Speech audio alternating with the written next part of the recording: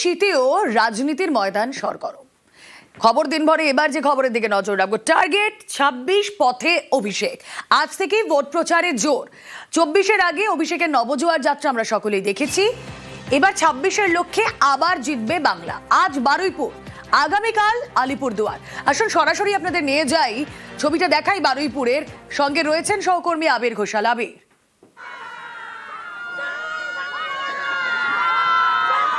দেখো, বারুইপুরের সাগর সংঘের মাঠে আর কিছুক্ষণের মধ্যেই অভিষেক বন্দ্যোপাধ্যায় এসে পৌঁছবেন। তার আগে দলের যারা কর্মী সমর্থকরা তারা ইতিমধ্যেই উপস্থিত হতে শুরু করেছেন। ২৬-এর বিধানসভা নির্বাচনের ক্ষেত্রে মহিলা ভোট বিশেষভাবে নজরে, এবং সেই মহিলাদের উপস্থিতি মাঠের মধ্যে যথেষ্ট লক্ষণীয়। কেন মহিলা ভোটকে তারা টার্গেট করছেন? তুমি জানো যে তৃণমূল কংগ্রেসের তরফ থেকে বাড়ি বাড়ি উন্নয়নের পাঁচালী, উন্নয়নের রিপোর্ট কার্ড পাঠানো শুরু হয়ে গিয়েছে। সমাজের যারা বিশিষ্ট ব্যক্তিরা রয়েছেন তাদের কাছে পৌঁছানোর কাজ তারা শুরু করতে চলেছেন।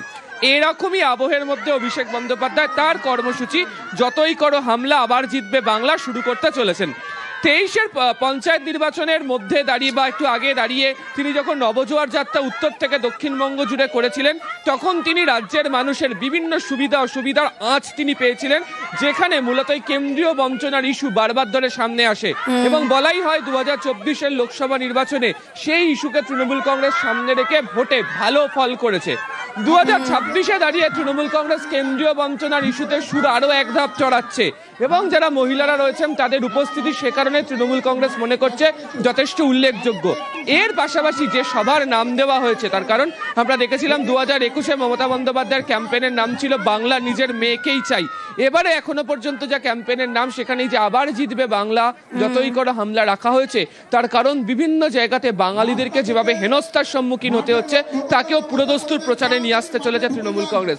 ফলে মহিলাদের উপস্থিতি এবং এই একাধিক ইস্যুকে সামনে রেখে আজ থেকে পুরোদস্তুর প্রচারে নামা শুরু করছে তৃণমূল কংগ্রেস। মাসব্যাপী নবজোয়ার যাত্রার মতো যে কর্মসূচি চলবে, তাই কিছুক্ষণের মধ্যে শুরু হতে চলেছে বারুইপুরের সাগর সংঘের মাঠ থেকে। একেবারে এই ছবির দিকেই আমাদের নজর থাক, সেখান থেকে অভিষেক বন্দ্যোপাধ্যায় কি বার্তা দেন এবং অভিষেকের প্রচার অভিযানে সরগরম বারুইপুর। অন্ততপক্ষে ছবি সে কথাই বলছে। সাগর সংঘের মাঠে পরপর ৩টি মঞ্চ করা হয়েছে। থাকবেন জেলার ৩ সাংসদ ও সব বিধায়ক। অভিষেকের সভায় থাকবেন জনপ্রতিনিধিরাও। আসুন আরো বিস্তারিত জেনে নি, প্রতিনিধি অর্পণ রয়েছেন সঙ্গে। অর্পণ,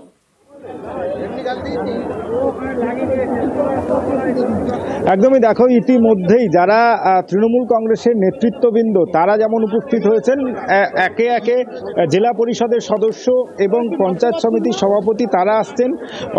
ইতিমধ্যেই মঞ্চে উপস্থিত হয়েছেন বারুইপুর পূর্ব, যেখানে এই সভা হচ্ছে, তার বিধায়ক বিভাস সর্দার, সাংসদ বাপি মণ্ডল এসছেন, এবং তারপর প্রতিমা মণ্ডল এবং সঙ্গে সায়নী ঘোষ সবাই একে একে উপস্থিত হবেন।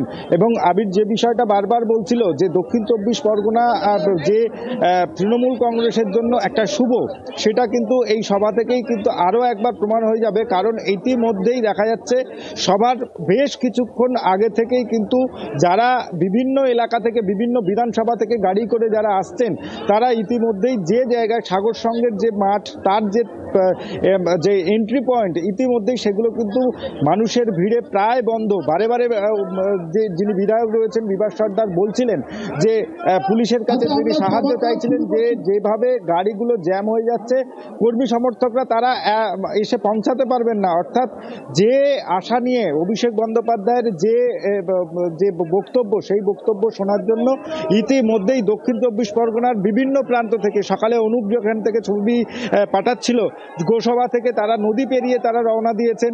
এবং কাকদ্বীপ, নামখানা, তার সাগর, সেখান থেকেও যারা ট্রেনে করে বারুইপুর স্টেশনে আসছেন, ক্যানিং থেকে যারা আসছেন বা গোসভা থেকে যারা আসছেন, তারা ট্রেনে করে চম্পাহাটি স্টেশনে আসছেন। সেখান থেকে পদযাত্রা সহকারে অভিষেকের এই মঞ্চে, অর্থাৎ সাগর সংঘের যে মঞ্চ ইতিমধ্যেই প্রস্তুত, জনপ্রতিনিধিরা তারা এসে পৌঁছেছেন, সেই মঞ্চের দিকে তারা আসতে শুরু করেছেন।